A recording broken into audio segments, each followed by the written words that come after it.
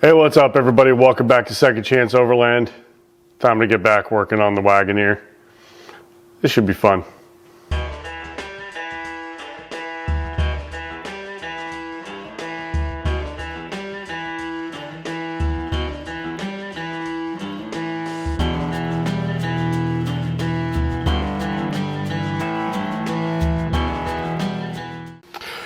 This old Wagoneer project has definitely turned into a bigger project than I anticipated. I knew it needed a lot of work, but every time I turn around I find something else.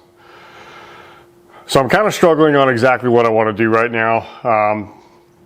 How far I want to go with this thing on a restoration versus other options. So I'm just going to kind of plug through some things that I know need to be done. Now, I showed you in the last video that the motor mount on this side was not actually attached to the block in any way, so I have taken care of that. That's all good to go now, so at least one thing done. But this thing is covered in dirt, grime, and oils underneath, so I'm going to start working on trying to get some of those taken care of, and I'm going to start with the oil pan.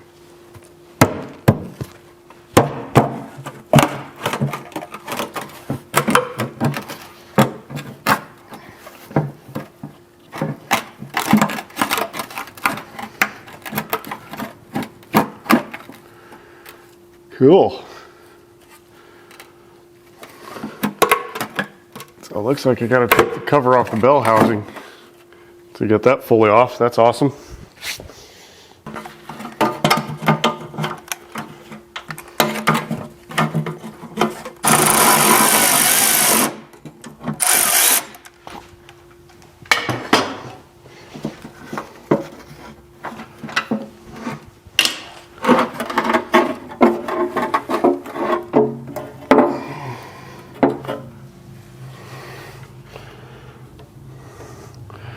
All right, well, there's the oil pan off.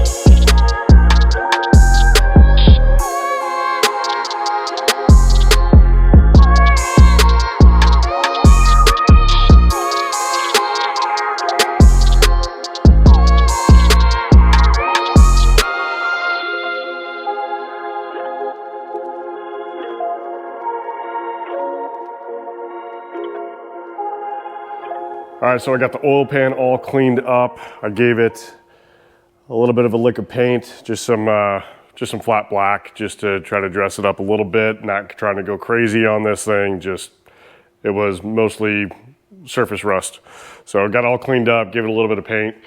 So it is just about ready to go ahead and get the new gaskets on, reseal it, and put it back in. But before we do that, I do have rear main seal that I want to replace. So to do the rear main seal, it's a two-piece seal. I've actually got to remove this rear main bearing cap and then pull them in and out inside there for the rear main. We'll get that all sealed up. So let's go ahead and start pulling the rear main cap, and we'll check everything out.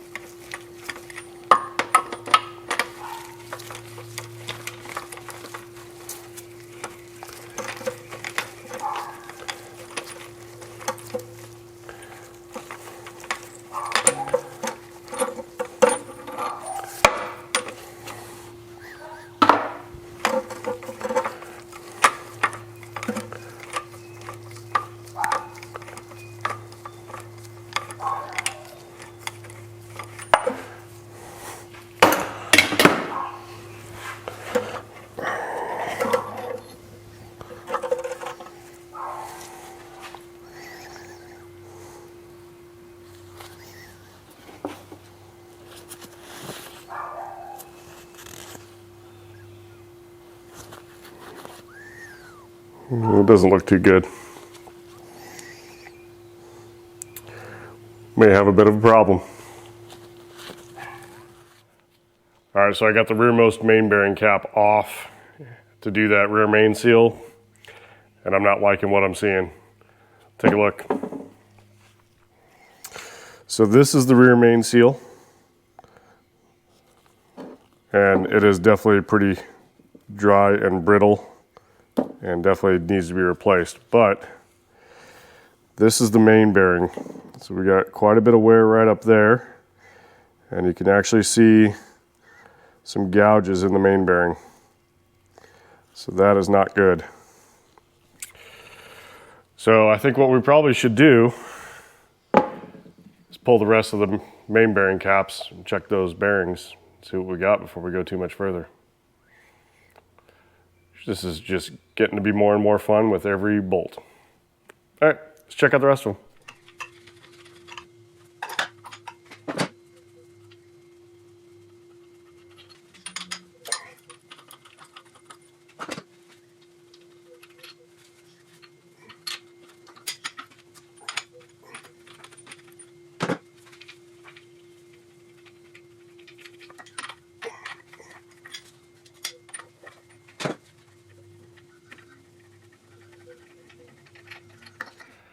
All right, so I got all the main bearings pulled, and yeah, it's not looking good.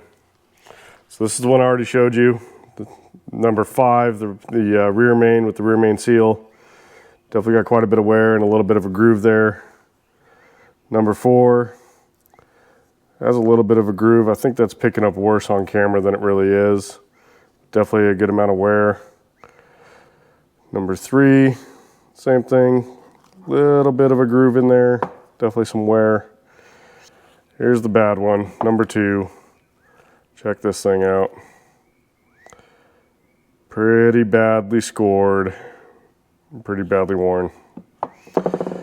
And number 1, pretty badly worn. So now the big question is, what do we do next? This is definitely not something that I had anticipated. Again, this thing, every time I take a nut and bolt off, there is something else. And it's definitely caused me to lose a little bit of motivation on this thing. But I got to get this thing done, or at least where it's off the lift. I'd like to get it done where I can actually drive it around and have some fun with it. But every time I turn around, every time I take a bolt off, I find another problem, and another problem, and another problem. Definitely frustrating. So now we have a big decision to make. I think the least invasive, least cost prohibitive option is just going to be to order a new set of main bearings for this. The thing was running and driving when I pulled it in and started pulling things apart. Everything was fine. Granted, it's an old Wagoneer with an AMC 360 that was anemic at best from the get-go when it was brand new. I think they're something like 140 horsepower is all they get. So yeah, not a super powerful engine by any means, but it's correct for it, right? So do I just throw some main bearings in this thing and see how it runs for a little while and kind of kick the can down the road just a little bit? Option number 2 is pull the entire engine and do a full rebuild on it. Maybe look at doing some aluminum heads, aluminum intake, and fuel injection conversion. That's going to be quite a bit of money. And I don't know if I'm ready for that yet. Option number 3 is an engine swap, which start getting into engine swaps. Now you're dealing with transmission swaps. Are the front and rear end going to hold up?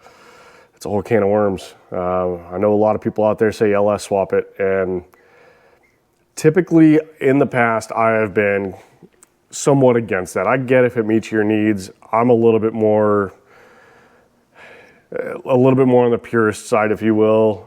If you're gonna swap something, I think keep it in the family, right? If it's a Chevy, put a Chevy in it. If it's a Ford, put a Ford in it. If it's a Jeep, put a Chrysler product engine in it. So You know, it'd be interesting to put like a 5.7 Hemi or even a 392. I think that would be insanely expensive, but you know, get like a 3rd gen 5.7 and maybe put it in there. I think that's a decent option. Definitely more power, going to be better on fuel. But man, that's going to be expensive. Cheapest engine swap out there is going to be to LS it. I know that. And everything I've seen and heard just in general when I've researched Wagoneer stuff, doing an LS swap is actually about the same money as it would be to rebuild the 360, and you're going to have 70-80% more horsepower and better fuel economy. So I get why people do it. I really do. I'm not trying to rag on people that LS swap things, and who knows, maybe we'll end up going that way. I don't know.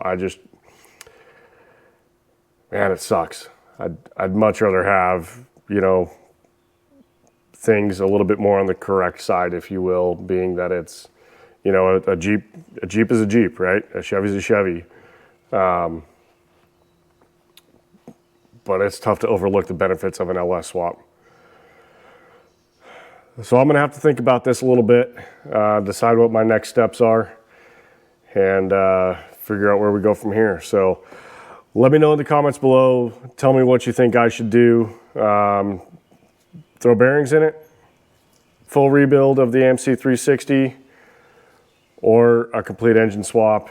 And if I engine swap, what do? Do I do a 5.7 Hemi? Do I do an LS? If so, which one do I go with? I'm not an expert on any of this stuff. I've never engine swapped anything other than a go-kart, but that's easy. That's normal. So let me know what you think, guys. I guess that's going to do it for this video. Let me know in the comments below. I hope you enjoyed it. If you did, give it a thumbs up. If you haven't already, hit that subscribe button. And I'll see you next time on Second Chance Overland.